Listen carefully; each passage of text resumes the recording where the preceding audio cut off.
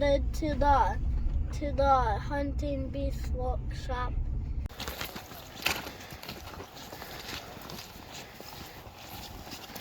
Public land lays out is this is an access through private here to the larger public.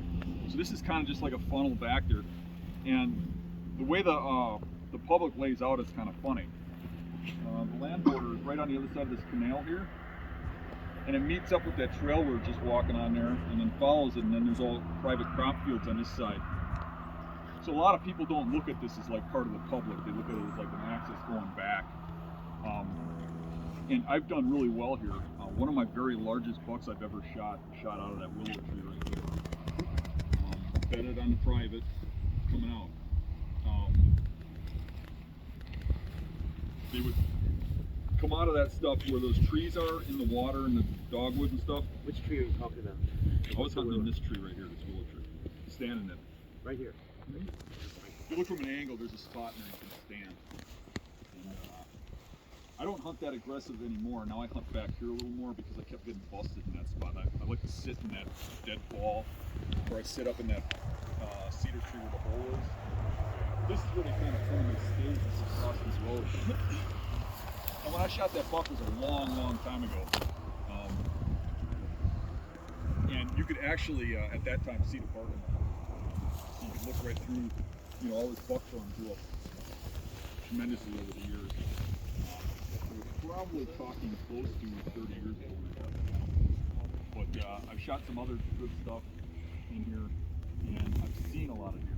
Now, this has changed dramatically because at the point when I shot that deer, people didn't have onyx and stuff. They didn't find it going back.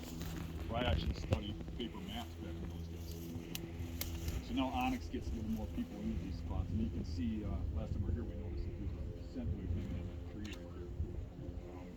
Normally I don't see anything, but usually I do see a buck, even still today, first time I hunt this for the year, which I usually only give it one hunt.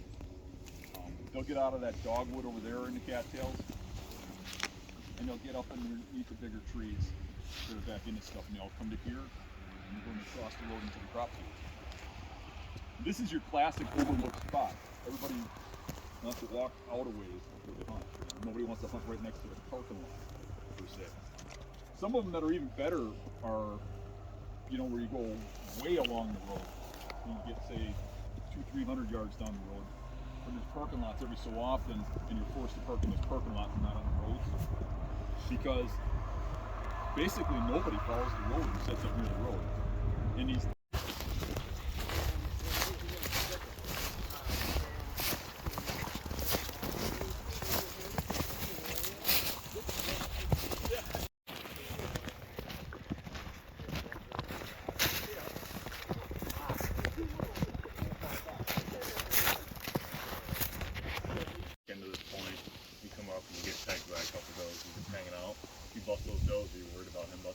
Well, that's a good question, and I'm worried about it, but there's not much I can do about it. And I've seen all different variations of it. I've kicked does up and they go barreling right down the point, and 2 hours later the buck gets up and walks right in, and I've kicked them where they run down that point and you see them jump up and run with them. And I've seen it where nothing ever comes out and you don't know what happened, right? Obviously I don't want to push them through there.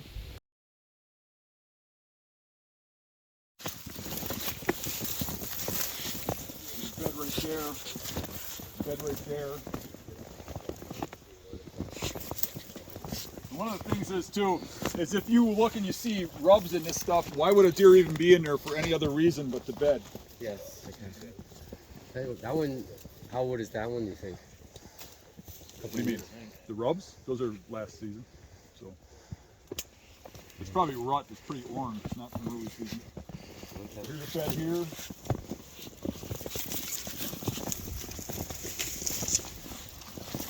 Here's a buck bed. Yeah. And the rest will come to you eventually. And that's my personal opinion. I think people put too much into food sources.